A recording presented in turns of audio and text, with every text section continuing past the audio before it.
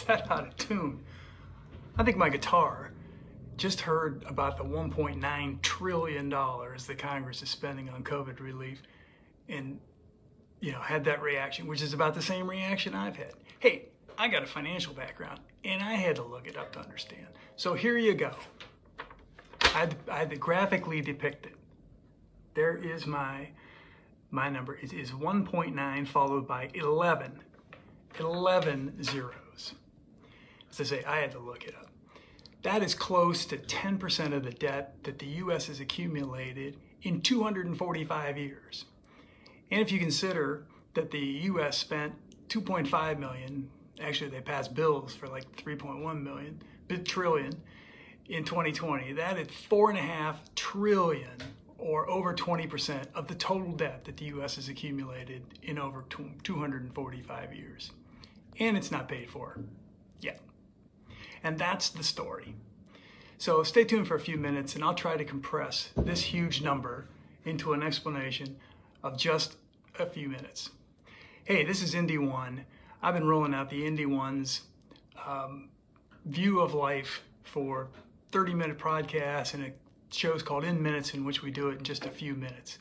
And so for those just joining, the Inde 1 shows are for you independent people out there who aren't connected to some sort of cool tribe or just feel lonely in this divided, divisive world.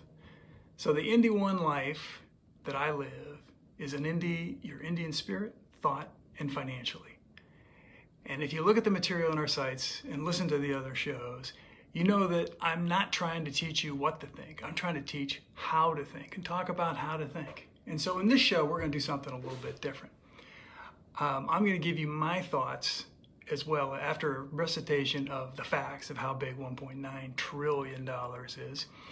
So I'm going to break down this $1.9 trillion for those of you who are not numbers people. I happen to be a numbers person, as you can tell by the way I play the guitar, but it's not required to be Inde.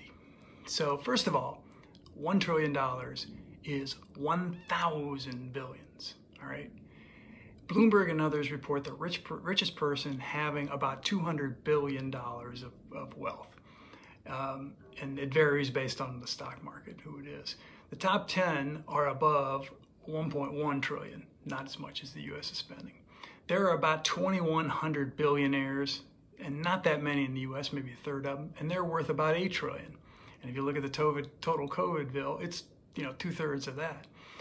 So if we're spending 1/4 of the total net worth of all the billionaires on Earth on this one bill, it tells you it's a big number. So what else should you know? The question is it all necessary? Is it all truly COVID relief? Could we have spent, we're spending 1.9 trillion now. We spent we earmarked 3 trillion or 2 trillion last year and didn't spend quite all of it. So do we need to spend as much now as we did last year when we were in the height of it? It's a good question. So let's put this in the context now of the U.S. Using the CBO's, the Congressional Budget Office's own report for 21, the total revenues of the U.S. government were about 3.5 trillion. So up on this one bill, we're spending over half of the budget for 1 year on this one bill. And 2020's budget deficit last year was 3.1 trillion, which was mostly made up of the almost, the 2.5 to 3 trillion of these COVID relief bills. This year, who knows? It's somewhere north of 2 trillion is what they're forecasting. The total debt heading into this year was about 21 trillion, the total debt of the United States. And yep, we just increased it almost 10% with this one bill. The gross domestic product for the output of all the goods and services in the United States is estimated at 21 trillion. And yep, the bill is about almost 10% of that. Worse, after this, the U.S. debt is now more than 100% of what we produce in a year. So if you took all the output of what we produce in a year, it wouldn't cover the U.S. debt. How are we going to pay this? We aren't. If you look at the CBO, they project that by 2050, that the percentage of debt to our gross national product is going to be 200%, 2 times as much debt as what we produce in a year. And so we don't have to pay off all this debt, do we? Well, yeah, there's a lot of people that say we don't, and we don't really have to do it all, but you can't let it grow by this way. It's, at some point it becomes unsustainable. So let's just tax the billionaires, is, what some people would say. Here's the problem. So per the Federal Reserve, the top 1% of the U.S. citizens had about $36 trillion in assets at Q3 of last year, which sounds good, except it's after a decade of a booming stock market and booming real estate market. So the net worth of that 1% has doubled from what it was exactly 10 years ago. All right. And so with the low interest rates and the fact that the stock market is sort of in a bubble, it's got a good shot at some point to correct itself. And it wouldn't, if you look back at 2007, 2008, a 50% correction would not be out of the realm of possibility. In which case, since a lot of those wealthy people have their assets in stocks and real estate and that kind of thing, it could fall back down to close to the 18 trillion that it was in 2010. And in which case, the U.S. could confiscate all of the 1%'s assets, and it would not have enough debt to pay the 21 trillion that exists before this COVID bill. So it's a complex issue, and we will all pay for this sooner or later.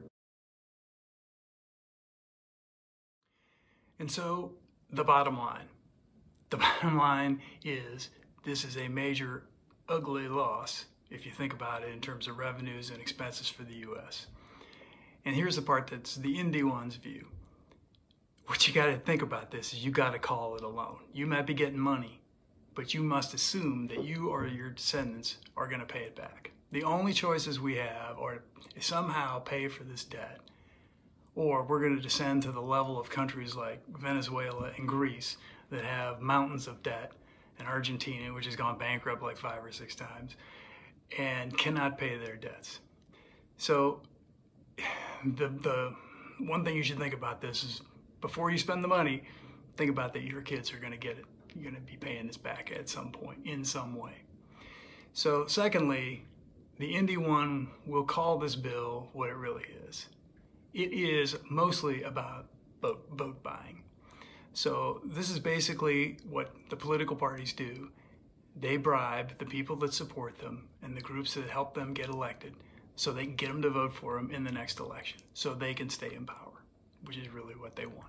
To be clear, the Republicans have done the same thing when they were in power, just not in this way. But I would say that this is the worst. This is so much money, and at a time when we've already spent so much money and the worst is over, that it is going to do significant damage. And so I'm worried that this is a signal that this country is in deep trouble and that by the end of the century, we will be profoundly different in a bad way, whatever that is, if we do not figure out the errors of our way and figure out how to bring our spending into line with what we can reasonably collect while we're keeping the economy going enough so that they can pay our bills. So this is a much more complex story, and as I said, now hopefully you'll tune into some of the other Inde One podcasts. We'll try to explain it a little bit better, and hopefully we can come up with a more cheerful resolution than what we've got on this show. So anyway, take care of y'all. I'll talk to you soon.